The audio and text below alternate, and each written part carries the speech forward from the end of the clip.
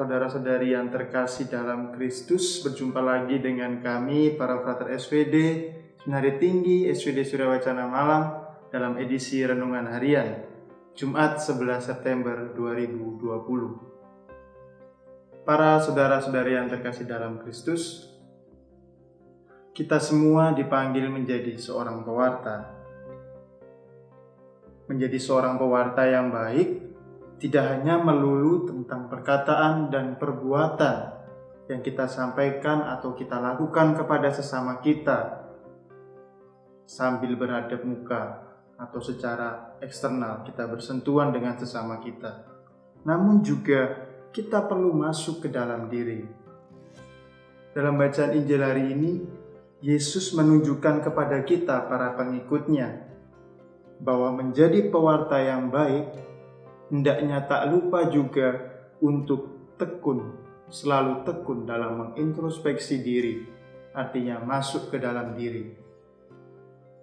Sikap tekun dalam introspeksi yang kita tanam inilah yang nantinya kiranya menjadi buah dari pewartaan kita.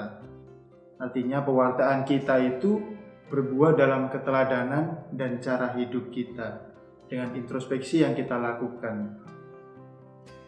Siapa tahu pewartaan verbal kita selama ini kurang berhasil. Siapa tahu pewartaan verbal yang telah kita lakukan dapat semakin berhasil dan akan dapat berbuah dan diterima sesama kita ketika kita juga dapat menunjukkan suatu teladan hidup dan cara hidup yang baik. Misalnya di era pandemi ini, ketika begitu banyak orang enggan atau malas untuk menggunakan masker, kita sebagai pengikut Kristus mungkin ketika kita hendak mengingatkan mereka, kita mengalami suatu penolakan. Namun cobalah ketika kita masuk ke dalam diri, kita menunjukkan cara hidup dan teladan hidup. Saya yakin dan percaya orang-orang yang melihat teladan dan cara hidup kita itu pun suatu saat nanti pasti akan tergerak hati.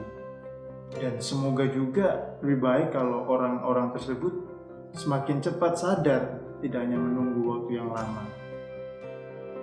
Maka dari itu para saudara-saudari yang terkasih, seperti bacaan Injil hari ini, hendaknya kita tidak hanya melulu fokus dengan melihat selumbar kotoran di mata sesama kita, namun kita juga masuk ke dalam diri.